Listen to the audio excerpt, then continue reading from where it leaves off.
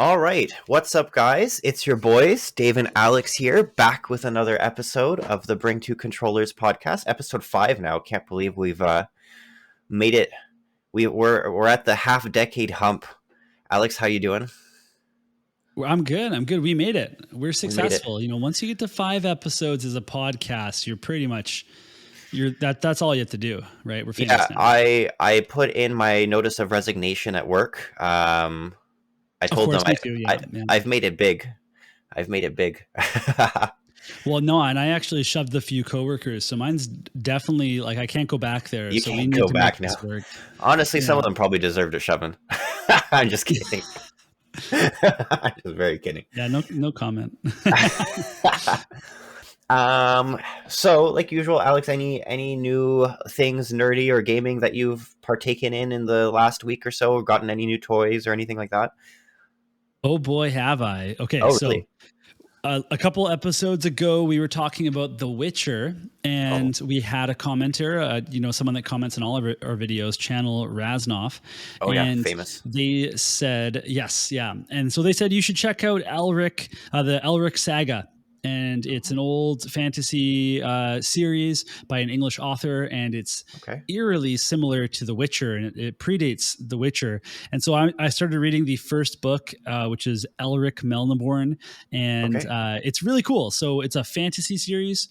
The main character is the emperor of an ancient kingdom with magical power. They used to rule the world, but they're kind of they're regressing a little bit, and his cousin wants to usurp the throne and keep all the traditions of the company. And the main character is kind of a little bit more progressive. He wants to learn more about the world, and they call them the younger kingdoms. So anyway, it's very interesting. There's combat, there's magic, there's other planes and elemental gods and all these cool things that you like to see. But Raznoff wasn't kidding. There's some similarities to The Witcher. So the main character, Elric, is a tall, white hair human with long white hair. Okay. I can't remember if they described his eyes, but he has kind of had a birth defect, and he uses elixirs to sustain him. So he takes elixirs. The book 3 is literally called Weird of the White Wolf. So there's the White Wolf part. And there's a lot of stuff about accessing chaos to use magic, which is how it works in The Witcher. You have to access chaos. If you can't control chaos, then it can have repercussions for you. If you use a flower to power a spell, it kills the flower, etc. So the basis for the magic is actually very similar too. So pretty interesting. So are you trying to suggest that my people's greatest work of fiction is plagiarized? I don't think it was plagiarized. I think I don't know. He must have read it. But he doesn't even speak English. I wonder if there's a Polish translation. I'll have to confirm. I'll try and interview him. Yeah. That'll be one of our future episodes. Interviewing Sapkowski. That would be amazing. But it could totally be parallel thinking or whatever it's called. I don't actually think he plagiarized it, but it is eerily similar, no doubt about it. And it's a very good series. Yes. So you're on the third book now? No, sorry. I just have I got them on my e-reader, which I got from you actually. And you're still using that one? Them. I am. Yeah. It's still, that's nice. Works, so. Was that a Kobo or a Kindle that I gave you? I don't even remember. I think it's a Kindle. Yeah, it's a Kindle. Okay, sick. Nice. Nice, dude. So yeah, what about you? Not too much. I've just been, so this is the first week where I didn't buy a fucking $1,000 something. So I didn't buy anything new. I've still been chipping away at One Piece. But I did watch that the new HBO series, The Last of Us. They made the HBO version of the game, and I quite liked the original game. And actually, it was pretty good, to be honest with you. They stayed pretty true to the game. The acting was pretty good. I feel like visually, the two main actors that play the two main characters don't look the part at all, but their acting is good. Yeah. Because the main guy who plays Joel, Joel's supposed to be this gritty, rednecky kind of guy. Whereas the guy who plays him, I forget the actor, but I really like him. He was in Game of Thrones as well, but he's like this goofy Mm. looking, like Hispanic kind of guy, which doesn't really fit the bill exactly, but the actual acting he does is really good. So by the end of the episode, I was like quite sold. And then the same thing with the girl who plays Ellie. I didn't feel like she looked the part at all. Even like her facial expressions didn't really jive with me. But by the end of the episode, I thought she actually was pretty strong, and all the other characters actually look 1-to-1. And actually, I think one of the people that was the voice actors for one of the characters is actually the actor in the show. Isn't that Which is cool? really cool because yeah, well, that's happened before. That happened in Star Wars. There was, I can't remember her name, but the voice actress for Bo-Katan in the Clone Wars and then in Rebels is actually Bo-Katan's actress in The Mandalorian. So Oh, that's kind I of did neat. not know that. That's really Yeah. cool. I like when they do that because sometimes they model the faces after the actual actors, Hmm. which is a little side tangent. But if you remember the Uncharted games, Right. that so they actually mocapped the faces of all the actors and actresses to look exactly like they do in real life, except the guy who plays Nathan Drake, like the main character. The Right. voice actor is like a completely different looking guy, which is kind of funny. So like if they made a Uncharted, actually they did make an Uncharted movie and They it did had make an Mark Uncharted movie. with Mark Mark Wahlberg. Wahlberg and Tom Holland was Yeah, playing. which are both good actors. I like them both, but it's just like kind of Yeah. funny picks. But yeah, otherwise nothing new for me. Yeah, like I said, I've just been kind of chipping away at One Piece, which I'm quite enjoying. Actually, it's pretty good. Pretty good. I've heard really good things about One Piece. Like I'm seeing stuff, I'm hearing stuff. It's a game that interests me because One Piece has always interested me, and I've never committed to One Piece because I just know it's such a huge commitment, and Thousands I of already was super episodes. into to yeah, exactly. And I'm like, I already watched and read all of Bleach and Naruto. I can't do more. Yeah. So this one, I didn't need to know anything prior to like all the characters. It starts like maybe like 60 or 70% into the series. So like a lot of things have happened, and like sometimes I'm a little bit clueless. But the actual character interactions sometimes it's good to start like when there's a story. Like that's what I liked about FF4 is like some of the relationships were already established. So you kind of and Mm, FF15 too was like that. Actually, that was one of the good aspects of 15 where it's like the relationships are already established, and so you can kind of like jive off people. They're not like meeting each other for the first time and yeah. growing like that. So that's kind of good. And then it just came to me another sick thing that I just witnessed in my life that we could actually talk about our channel. We can have like a separate episode. There's this fan series about like a Dragon Ball fan series on YouTube called Dragon Ball Deliverance. Have you heard of it? Yeah, I don't think I have. So I've thought to this day that I've watched all the fan stuff. For some reason, this has Right. avoided my radar, but it just popped up on my feed. And the first episode, there's 4 episodes out so far. It's like one episode every year or two that they release. They're about 40, 50 minutes. It's based like after Dragon Ball GT. The first episode, Mm, it definitely looks like fan made. Like it's nice voice acting and every like animations and stuff like that, but it looks like a fan made, like Flash kind of Dragon Ball kind of mm. thing. Second episode rolls around, big improvement, but it still looks flashy, if you know what I mean. Like better art and everything, but it's still like, how you can just tell if something's made on, I don't know if officially I know Flash, but like exactly. it like pops, right? It's like looks like a I know Newgrounds exactly what you something. mean. I was Thir- watching Strong Bad today, okay, so so I there you know. go. There you go. So then third episode rolls around. Third episode rolls around, and actually I would say about 50 to 75% of the episode looked as good as like early Dragon Ball Super, which is not the biggest compliment on the earth because early Dragon Ball Super, not talking about the movies, but like the original like Right. couple seasons of it, a couple arcs. But it like looked actually like a legit anime. Um and there was some scenes that actually looked like money. Like some of the key art, some of the frames, like what are they called? Keyframes actually looked like real, like Dragon Ball Super. Like if you're watching like Tournament of Power, like the good scenes, like Mm, Vegeta versus like the last part of the arc, it actually right. looked Of really course. good. And then I just watched episode 4 yesterday.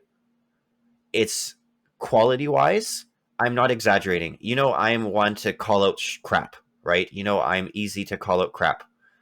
It looks as good, if not better, than anything in Dragon Ball Super, comparable even to Dragon Ball Super Broly in terms of like animations, story, music, art, just the way they draw it. You know how I really like that style in the Broly movie and also Megalobox, where it looks like thick line art.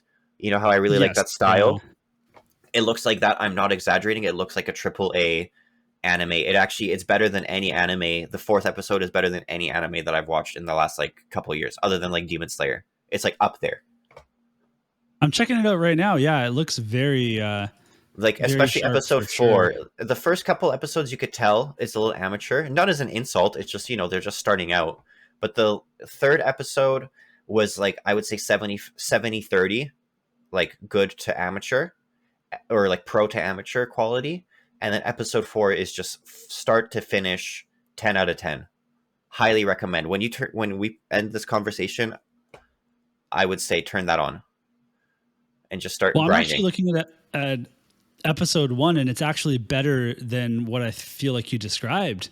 Well, like, okay. I totally see what you mean, but I think it's very sharp. It's already very good. Like, It's already the best. So yeah. episode 1 is already better than any fan anime I've seen on YouTube. So that's already the bar, right? The bar is already here. But then by the time you get to episode 4, I have to shrink down to show you this, how good the quality is. It's just insane. Mhm. And the story's pretty good and it's very satisfying. They like flesh out a lot of the characters. Like Bola has like a little mini arc. Pan has a little mini arc. Goten and Trunks like have a little mini arc. Vegeta has a little mini arc. Piccolo has a little mini arc. They don't show Goku almost at all because it's Oob has a little arc. Gohan has a little arc.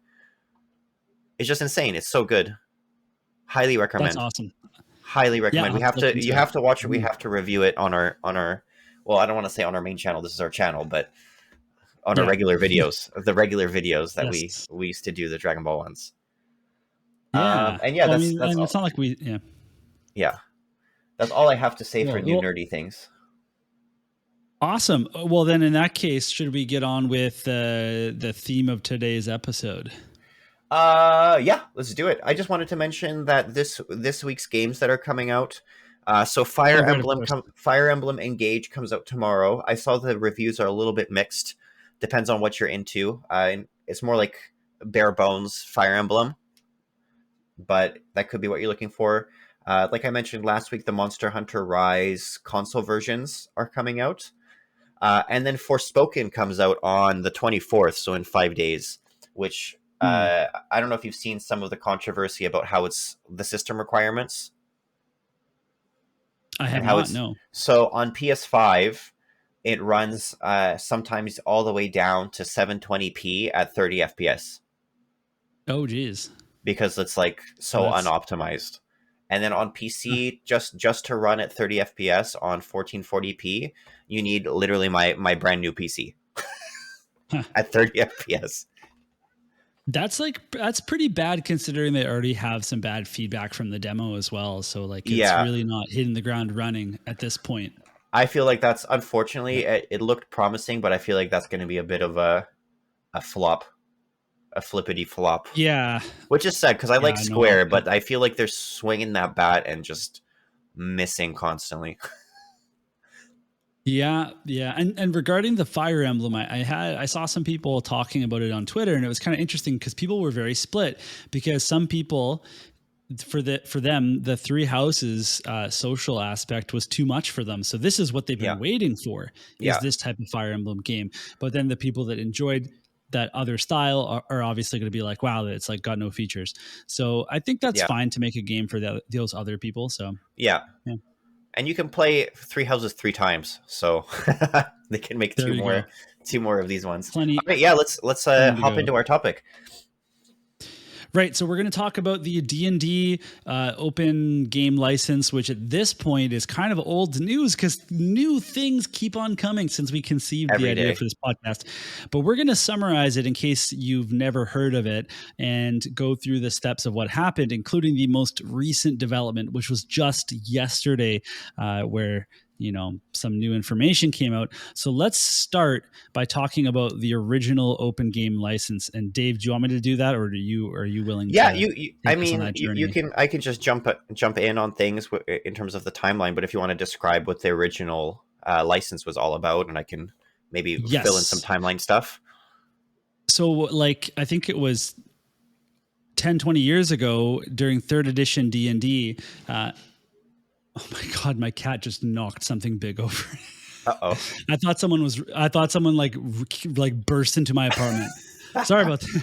Like, okay. Sorry about that. So, about 20 years ago, we had this open game license created by Wizards of the Coast, who created D&D. It was for the third edition. And what it did was it actually allowed third-party publishers to utilize D&D mechanics, oh. classes, spell names, all sorts of things from the game actual system, to be able to make their own stuff. And people could make adventures and they could make books, whatever it was.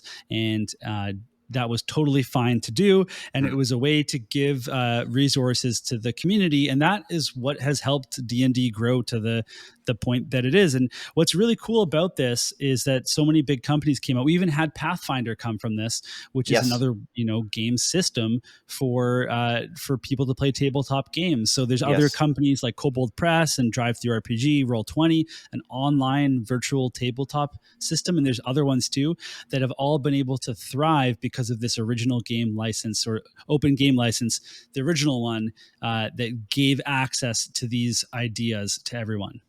Yeah. So I think I will mention one little thing because you mentioned Pathfinder as well. I think Pathfinder was originally created because Paizo, with the original license with third edition, they were making modules like adventures for D&D, and they were like the main publisher. Like they were making most of the best adventures of the time. And then after they made 3.5 edition, they kept going. And then with fourth edition, I think they were trying to alter some things, and Paizo got a little bit niffed. So they ended up quitting, like writing for D&D, and then that's when they made, instead of writing for fourth edition and then having to like jump through hoops, which ended up being, I think, walked back in the end, kind of like what we'll kind of talk about later. They ended up making their own game, but it was still based off of the original OGL. So Pathfinder first edition, if they were to change this OGL, you would not be able to use Pathfinder would be dead, like the first edition Pathfinder. They did change it for second edition to be more independent, just in case. But first edition is just 3.5 with a spin. So yeah, like people were very reliant. Like all these companies were very reliant on the original OGL, moving up Right, until and this day. Back in December, Wizards said they were working on a new OGL and that there was going to be information soon. And then in January, there were some leaks of a draft OGL. And it's really funny. We'll talk more about that. But this was constantly described by Wizards of the Coast as a draft. But however, it had some pretty interesting features that made it seem not like a draft. So basically, this new OGL had a bunch of restrictions in it in order to give more control over D&D to Wizards of the Coast. So, for example, it was going to be retroactive, and it was going to basically discontinue the old OGL and make it so everyone had to comply with it. And even though this was a draft that they were trying to get feedback for, it actually had a deadline in it that said you must agree by January 13th to this new OGL or get out. Like Yeah, what kind of draft has an official statement that you have to sign? That seems like a little. Exactly. So there was also a royalty structure in the new OGL, and basically there was these brackets of your earnings. And if you made $750,000 or higher, you would have to pay a 25, or sorry, it was every cent over that amount, you would have to pay a 25% royalty to Wizards of the Coast. And you also had to register with them. They had access to whatever you made, and they had basically a totally royalty free for them from their side access to use any of your content in anything that they wanted to. And that might be something like, okay, you've got really great content like on Critical Role, and they can now pull from that and use it for TV advertisements, and they don't have to pay you anything. Like that's an example. Like that's a mild example.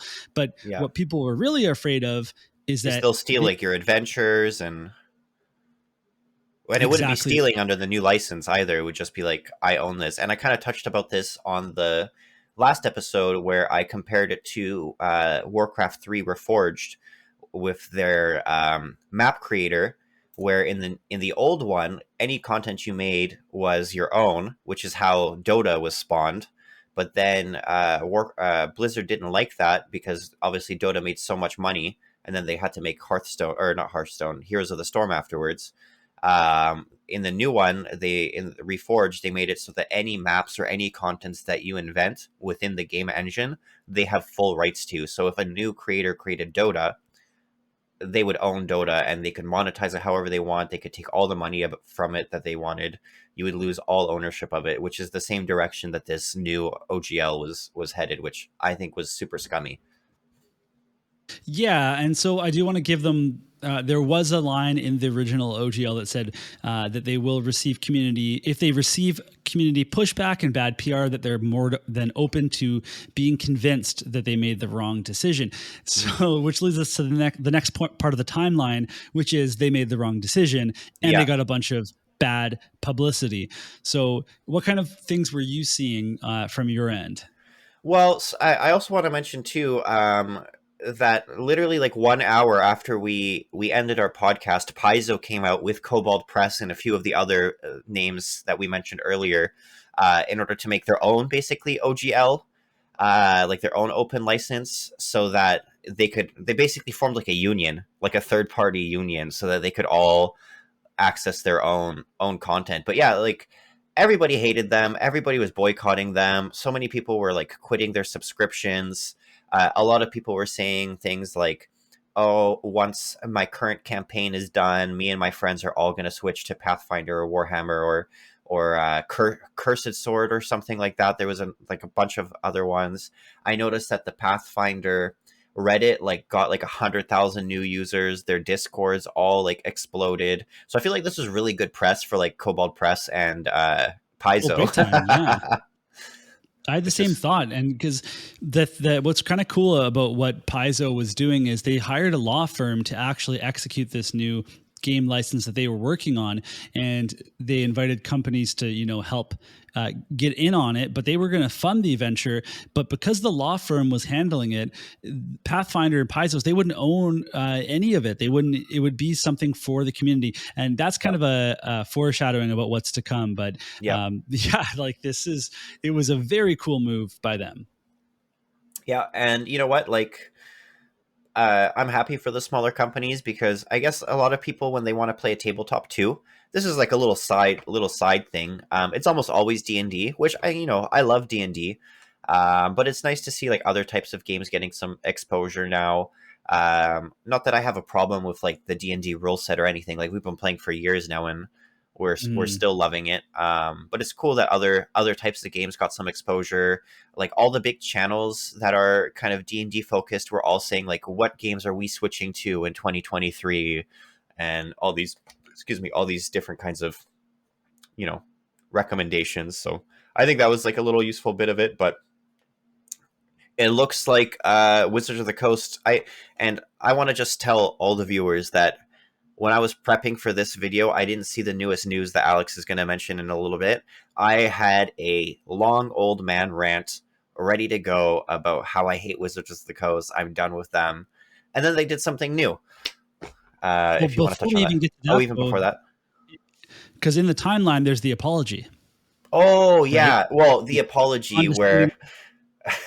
Right. Let's cover that real quick. So Yeah. I've got some parts highlighted here that I'm going to share in case you haven't seen it, and it's really interesting. So they basically, Wizards of the Coast, that is, came out and they backtracked on everything. They said that they wanted to use this new OGL to prevent D&D content from being used in a hateful or discriminatory way. They wanted to address that D&D was being used in blockchain games and NFTs, and they wanted to make sure that you know that the OGL was for the content creator, the homebrewer, the aspiring designer, the player. Yeah. I really don't see how they were trying to make that for the third. Like the first two, sure, they got more control. They can deal with the first two. I don't even debate that. The third one, how is that even Yeah. possible? Well, from what I'm not a lawyer, so I don't know things, super intricately, but from what I've heard, actually they are in the current license, the original OGL, they actually did have control over discriminatory content. Like if they found Hmm. something to be offensive, they actually had as far as I know, so correct me if I'm wrong,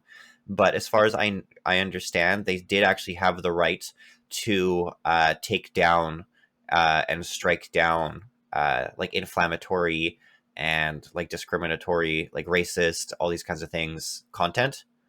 Um, so I feel like that was kind of like to me, until this new thing that transpired, to me, that was like the typical corporate speak. Like, for example, when a new TV show comes out and people think it sucks, they just go like, "Oh, it's just all these racists that are hating our Hmm. show." Like with like the Witcher show, Rings of Power, like all these different shows. People, that's like if it's review bombed or something like that, they instantly go to like, "Oh, blame the fans." But now, when we talk about it, I feel like I don't know, maybe they were more genuine about that kind of thing. Um, Well, I think something that's very important to mention is that the team behind D&D has always been genuine, and that yeah. there's been some leaks, and essentially it's the upper management that's pushing the team to do this stuff. So we Yes. know that there's people that are behind D&D that care about it, and we appreciate what they're doing. So this letter Yes. goes on. It says that there were two goals. There were two simple principles that guided their actions. The number one being their job is to be good stewards of the game, and number two is that the OGL exists for the benefit of the fans. And then they say, however, it's clear from the reaction that we rolled a one, I which saw I that. think Yeah. was not. So That cheeky. was really that was So really dumb. cheeky. So cheeky. So then they said, okay, we're going to redesign the OGL. It's going to be totally different. It's going to specify certain contents, which means that other expressions such as, live streams and cosplay and virtual tabletops will totally be unaffected. And content that it was under the 1.0 OGL will be unaffected. And they also said it's not going to contain any royalty structure whatsoever. So in this apology, they already backtracked a huge chunk of stuff. Yeah. Is is Sorry, my is cat Bella is continues Bella to just going make. crazy? Yeah, you know what it is though. I forgot to feed her at 8 o'clock, so it's an hour later, and she's kind Uh-oh. of freaking out a little bit. So this letter gets worse. I mean, it gets better and worse in some ways. They talked about the license back provision that some people were afraid of. Were afraid was a means for them to steal work. That thought never crossed our minds. That's where it's like, who wrote this? Because typically with a corporation, you have someone that's going to go for a neutral tone that's not going to evoke feelings from people. Like that thought never crossed our minds. Like, how can you write that in there? Like, obviously it did. So don't even address it. Like the actual professional thing to do is to not say that. Yes. Well, I've noticed a trend recently where they've kind of stepped away from that being that kind of professional neutral voice. Not just Wizards of the Coast, but I just feel like a lot of larger corporations in general, and they're trying to kind of show like, oh, we're just one of you guys, right? And that's Mm-hmm. that's that's the way I found this apology, is like they're trying to show like, oh, we're just one of you, we're one of the gamers. We've always just been one of the Yeah. gamers, and you know, I don't I even think think some maybe of they these wanted it to people. sound. Sorry. Oh, go ahead. I feel like some of these people have never even held a dice that doesn't have six sides Yeah. in their Yeah, life. probably, right? So then the best slash confusing part is coming up here. They said a couple of last thoughts. First, we won't be able to release this new OGL today because blah, blah, blah. Second, you're going to hear people say that they won and we lost because making your voice is heard forced us to change our plans. Those people Right. will only be half right. They won, and so did we, because our plan was always to solicit the input of the community before any updates to the OGL. The drafts that you've seen were just attempting to do that. Yeah, draft with a deadline, but we were never intending that we win. Whatever, man. They're so cringe. this whole letter was just so cringe. I don't want to sound Yep. like I'm 14, but it was just so cringe, man. I have no other word to Right. describe it. It's just very They say, cringy. yeah, any change this major could have only done well if we were willing to take the feedback no matter how it was provided. So we are. Like, yeah, you have to take the feedback because you swung for the fences and you totally misread what was going to happen.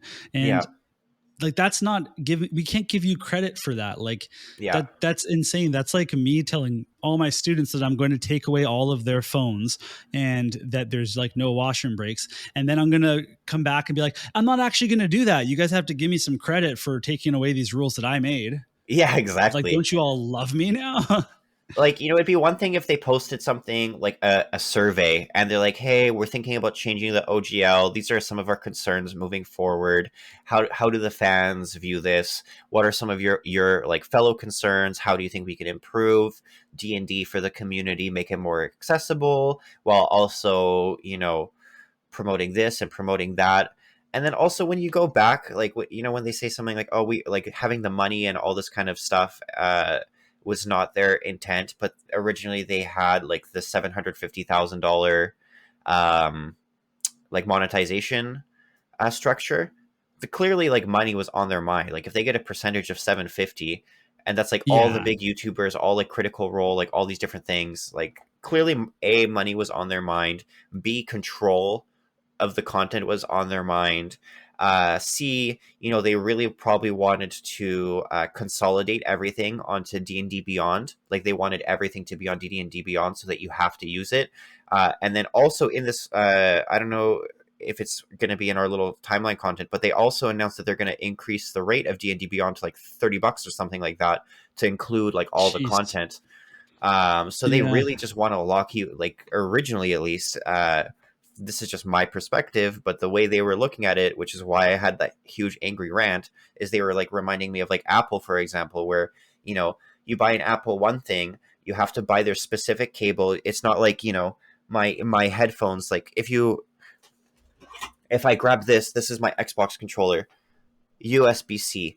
If I grab my Switch controller, I can't reach it without making a lot of noise. But if I went for my Switch controller, USB C. If I grab my PS5 controller, USB C. My headphones, USB C. My cell phone, USB C. But then you have Apple and you have to have their specific cable for this, their specific this for that, their app for Yeah. this. You can't Oh, it's access insane. this.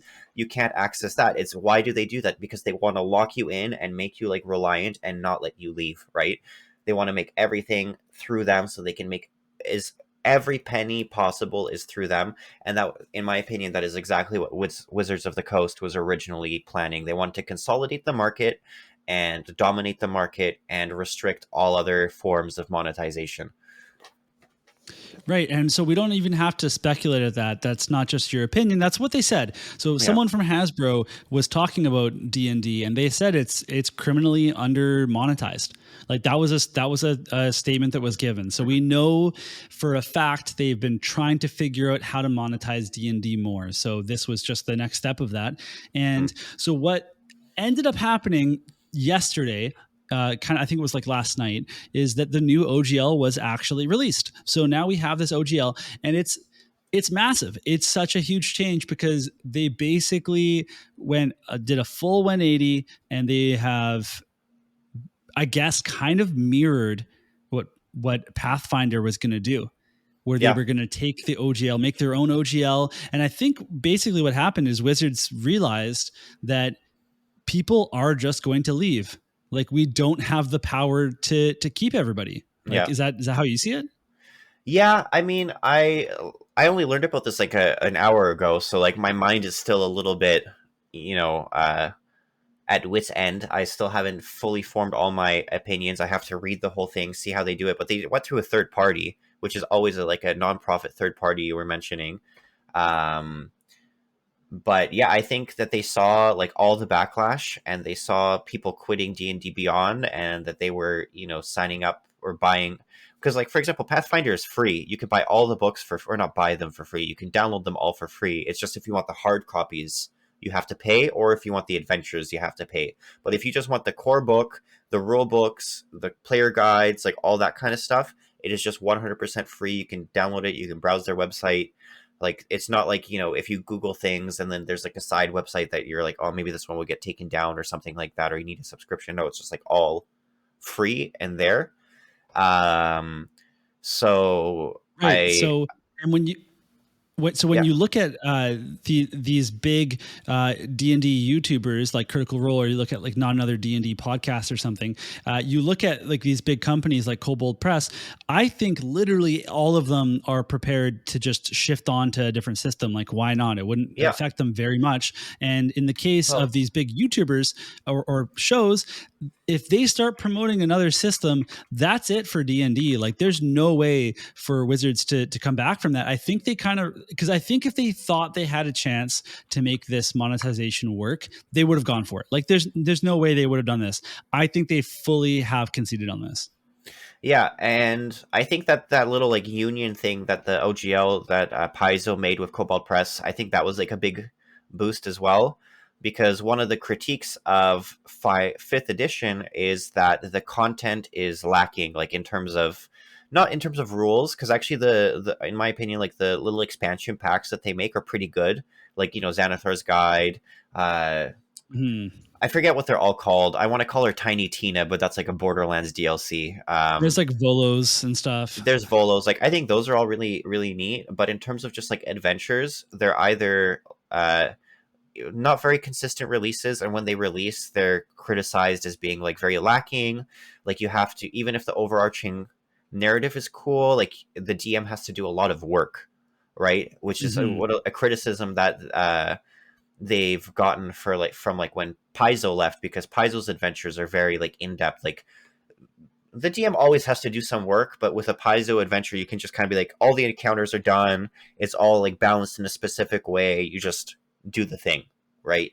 Almost like not autopilot. That's an exaggeration, but compared to like even when I do my Curse of Strahd, like I have a lot of stuff where it's like I have the main manual, but even for the dungeon that I'm running for you guys right now, the like prologue dungeon, I have two copies. I have the actual copy, and then I have like a fan edit that actually like is triple the pages and fills out like all the encounters and gives me like extra ideas, Right. being Yeah. like, oh, Gives you here's the some other. information you actually need. It's like, here's some other options, being like, oh, you could either, here's some things to flesh this out, here's some ideas to flesh this out, here's some ways you can modify this. Oh, if you just leave these encounters here, your party's just going to die. Here's some ways you can have some twists and turns to make it like make more sense, tie it more into the story, all these kinds of things that Cobalt Press does very well, Paizo does really well, all these other companies do really well. So I actually wonder now that Paizo and Cobalt Press, I just use those two names, but there was like half a dozen of different companies that did it. I just, they're not as big and famous, but they're still like good. I wonder if that's going to leave like a bad taste in their mouth, if they're going to end up like shifting away. How is Wizard of the Coast now going to move forward, making new adventures? What's going to happen with like 1D&D moving forward? Who's going to make adventures for them? Are regular creators going to feel confident? Like, is it going to be like one of those newsworthy things? Like, for example, with, everybody hated Russia a few months ago, but now nobody really cares anymore. Everybody wore masks at the start. Now nobody really cares anymore. Is it going to be like one of those things that it's just going to become stale and old and people are not going to care anymore? And they're going to be like, you know what? Like, this new OGL they did, it's fine. They kind of like fixed their thing. Let's just forgive and forget and move forward. Or is it going to leave like a stale taste in these companies' mouths and in individuals' mouths, and it's going to cause them to shift to these other tabletop games, tabletop RPGs? And sorry for bringing up those two, like COVID and the war, but I just, just current events. Like, that's what I mean. It's just current events eventually pass on, right? Anyway, sorry. I think that it will eventually become stale, and I think it's because of this new OGL. And I think the one thing that Wizards will always have is the name Dungeons and Dragons, Yes. and I think it's so powerful. It's what anyone that doesn't play Dungeons and Dragons, they know that and nothing else. They don't know what Pathfinder is or what any of these companies are, but they do know Dungeons and Dragons, and that's kind of all you need. So I think they're going to be good. So let's just quickly cover some of the details of the new OGL. It's going to be part of Creative Commons, which means that third party, it's a nonprofit organization. They're going to take ownership of it, or kind of like stewardship of it is probably a better way to put it. Stewardship, yeah. And it's going to still have those things to make it an inclusive game that's not offensive to anybody. But they also clarify very specifically that this is only for tabletop RPGs, virtual tabletops, electronic publications, but it's nothing else, not YouTube's, not Twitch, not literally anything else. It's just for the tabletop products and the virtual tabletop stuff. So everything else is fair game. They are going to deauthorize the old OGL, but it doesn't mean that the old stuff is invalid. It's still going to be protected and be just fine. And they do allow some changes from Wizards of the Coast, so they will be able to change how they are contactable through the thing, and they're also going to be able to change how you can cite Wizards in case they change their company information. So it all kind of makes sense, but the final thing I kind of want to end off on that note is that this is a proposal that's up for feedback now, and things could change for sure. They could give us a soft serve version of this and then come back and be like, we needed to add some stuff. Right now, this seems like a total concession, but we don't know how it's going to go. So do you know if in this new one, you will still have to report any and all income to Wizards of the Coast, or have you noticed that? Not that I know of. Okay. I haven't read through the new license. I've just read the summaries of the new license. Right, so I couldn't tell you. I know that we're going to be people are going to do that, and we will find out any little thing that there is in there. Well, it'll be like an ongoing topic probably for a little while. Mm-hmm. And you know what? We'll probably be bringing it up next week's podcast, I'm sure. Probably. And you see how white I am in this current episode? Next week, I might be like slightly less white. I might be a little darker. I'm going on a trip. I'm going to Asia. I'm going to the Philippines, of all places. Exciting, man. Very exciting. It's going to be nice and warm, nice and sunny. Although I did commit, we're still going to record. It might be a little bit awkward because it's like an 18-hour difference. We'll have to sort out the details, but you know what? No matter what, we'll get some sort of content up. We'll get something out. Just to check in. Maybe it's me and you having a call, and I'm asking about your trip. I don't know. We'll figure it out. That'll still be fun, though. Yeah, we'll have gaming news. I'm a gamer. It doesn't matter where. On the beach, in the mountains, I'm always gaming. So with that said, should we wrap it up for today? I think so. That was good. We got some things off our chests. I feel like I went through a therapy session. Yeah, I was certainly pretty angry before this newest announcement, so I know you were too. Yeah. But I guess thank you everybody for listening and or watching. Yeah, thanks for tuning in. Yeah, you got to let it chill out. Yes. She's very nice when she's full. Yeah. See you guys. Oh my God, she just freaked right out. Okay, see you guys. Okay, see you later, guys.